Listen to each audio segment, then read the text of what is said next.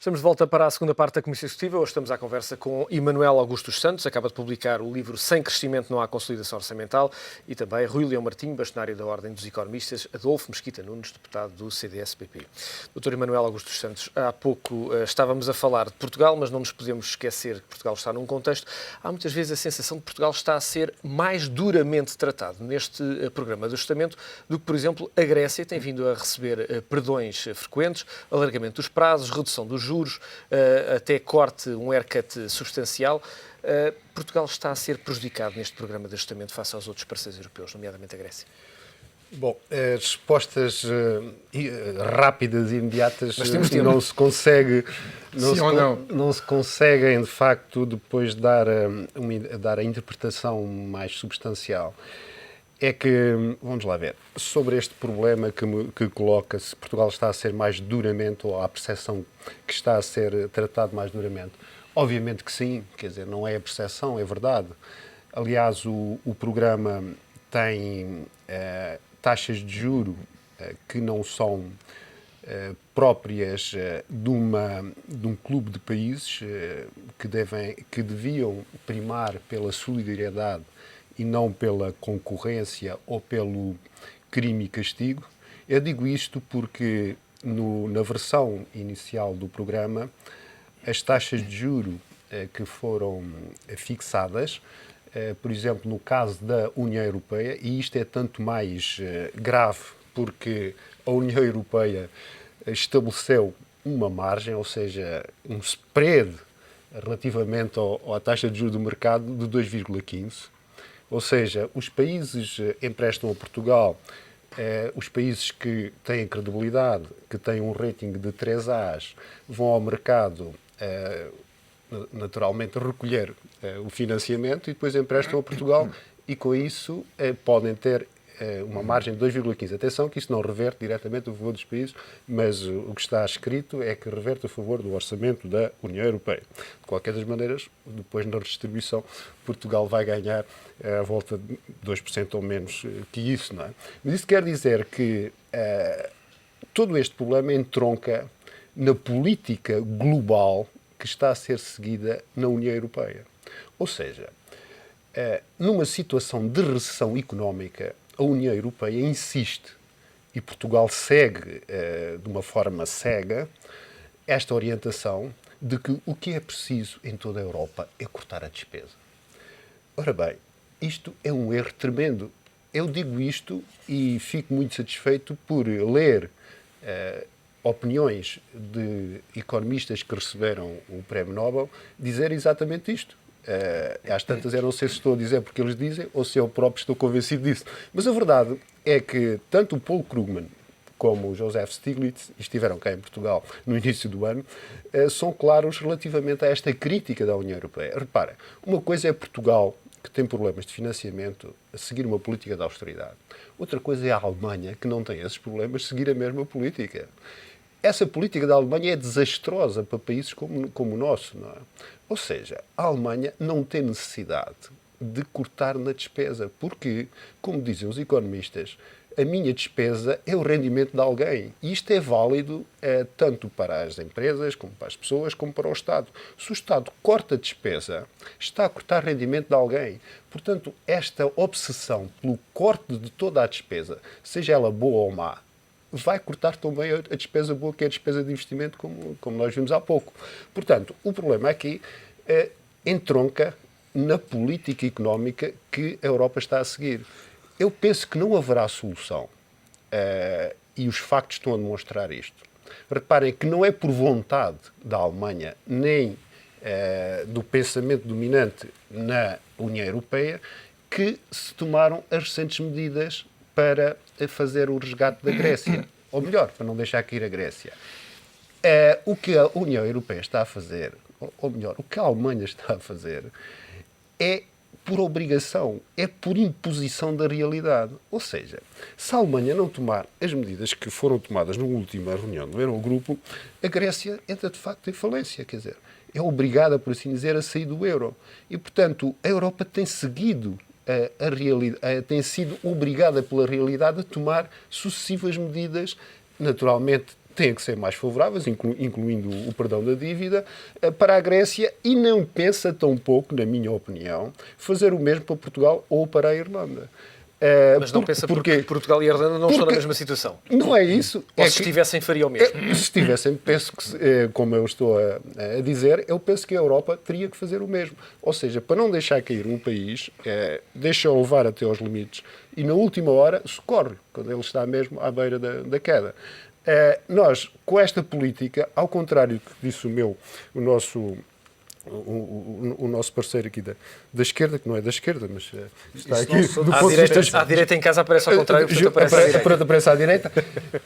Ao contrário do que ele diz, que o programa de ajustamento favorece o ajustamento nominal, na verdade, pressupõe que favoreceria o ajustamento nominal, ou melhor, está centrado no ajustamento nominal, ou seja, na redução do déficit, na redução da dívida, e a verdade é que, e já devíamos começar a pensar nisto, é que quer em 2012, quer também para 2013, 2012, os desvios são muito significativos. Eu gostava de lembrar que o objetivo para o rácio da dívida das administrações públicas que está no programa de ajustamento foi largamente excedido. E, portanto, isso deve-se quase uma grande parte, a maioria desse desvio, deve-se à falta de crescimento económico.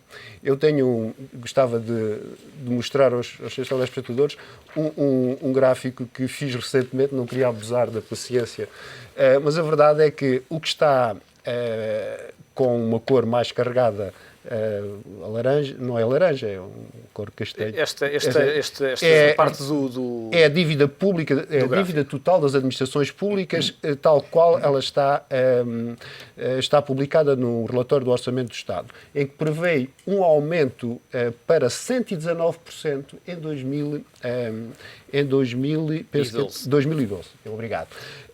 Eu fiz um pequeno exercício que era, reparem, toda a gente classifica como medíocre a taxa de crescimento da última década, não é verdade? O que é que está a verde? A verde está o seguinte, suponham que o crescimento económico, o crescimento do PIB de 2008 para a frente, ou seja, até 2012, cresce como cresceu nos 5 anos imediatamente anteriores. Ou seja, cresce como cresceu em 2003, 2004, 2005, 2006, 2007, que todos nós concordamos, são décadas de crescimento medíocre. Mas reparem só, mesmo com esse crescimento medíocre, o que é que se ganhava em termos de rácio da dívida pública? Ganham-se 22 pontos percentuais do PIB. Ou seja, com esse crescimento medíocre, nós tínhamos 97% de rácio do PIB e não 119%. Mas a verdade é que esse crescimento não se justifica, não se verifica, aliás. Não, aliás, estamos nesta circunstância precisamente porque só tínhamos esses níveis de crescimento. Não pode agora defender continuar com uma linha temporal passada. Desculpe, agora imagina que continua com essa linha negativa, e é o que eu estou a tentar demonstrar, portanto, e em vez de 119% de rácio de dívida, temos 97%. Houve um dia que Portugal acordou e ficou em crise. Houve um dia que Portugal isso é uma, e antes era um mito, Shangri-La. Isso é um mito que o partido do Dr. Adolfo e quem ganhou as eleições criou na sociedade portuguesa. Ou seja, nós chegámos aqui por culpa nossa, essencialmente, quer dizer, há 2 anos, o que se dizia é que era tudo por culpa do governo anterior. Agora, como essa mensagem de facto é já difícil de passar, começa a dizer, bom, a culpa já não é só do anterior, mas também foi dos outros, etc. Ora bem, a questão não é essa. Os factos mostram que todos os países, e eu lanço este repto, qual era o país, eu não sei se haverá algum, talvez a Finlândia, que se tivesse enfrentado as mesmas condições de mercado que Portugal enfrentou em 2011, não entrava em bancarrota se não fosse socorrido. Eu gostava de perguntar, mas de uma forma muito séria, olhemos para a dívida pública de todos os países, incluindo da Alemanha. Se os mercados exigirem à Alemanha que pague as amortizações... E porquê é que não exigem? Quando chegar a data de vencimento, a Alemanha também fica à beira da bancarrota. Mas não exige Portanto, o problema, atenção, o problema não é apenas de estrutura económica. Não é apenas de nós termos feito mal. Aliás, eu gostava de sublinhar uma coisa. É que, ao contrário de que os partidos que ganharam as eleições andaram a dizer aos portugueses, a política orçamental, segundo a avaliação do Banco de Portugal, segundo os técnicos do Banco de Portugal, nos 5 anos que vão de 2005 a 2010, teve sempre o sinal correto. Isso está publicado no relatório do Banco de Portugal. Dr. Rui Martinho, quando olhamos... Portanto, a questão não está apenas aí. Nós temos que ter consciência também da orientação e das mensagens políticas que passamos para o estrangeiro antes dos mercados tomarem a posição que tomaram. Nós, portugueses, também somos responsáveis pela tal... Eu peço só um segundo para dizer, há uma figura no último livro do Paul Krugman que se chama Momento de Minsky.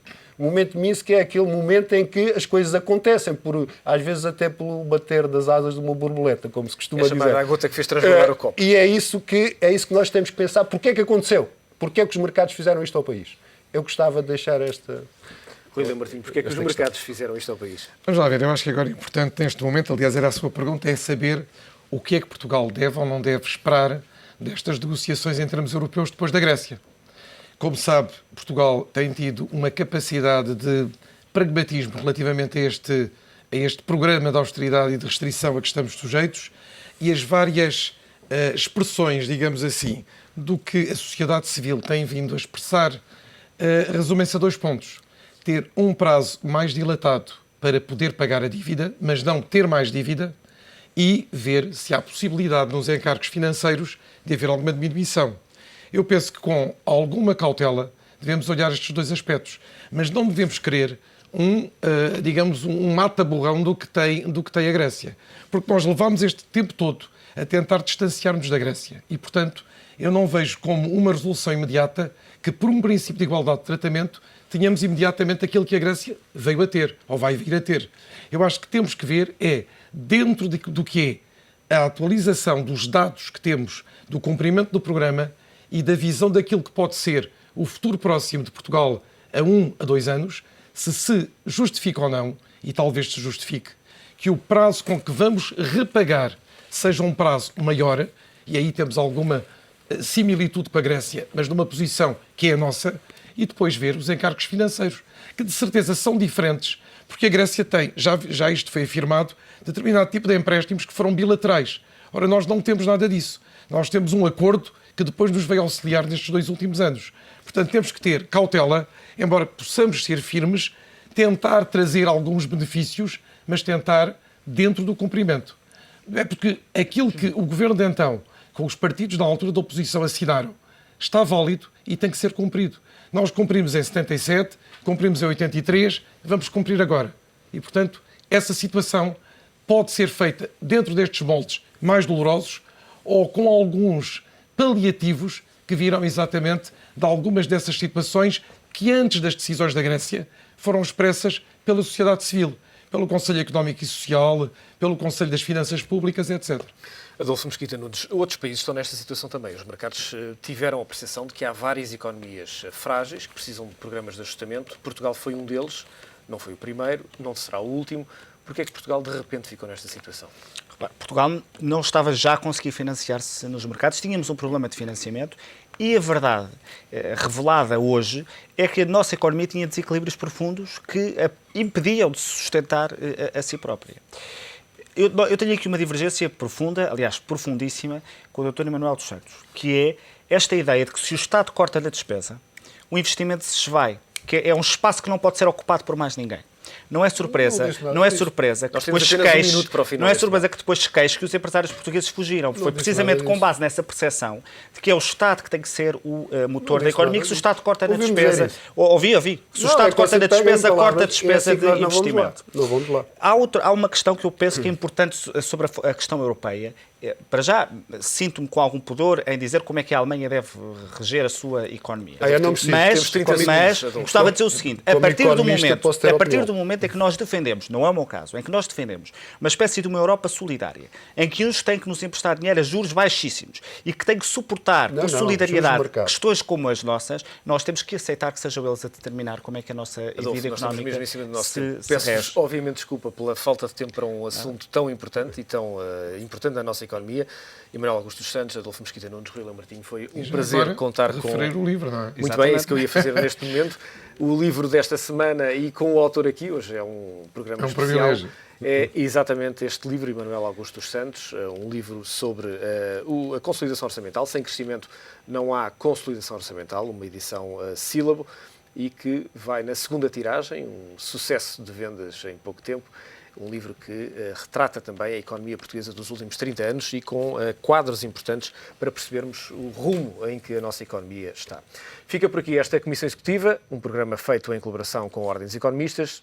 Aproveite este dia.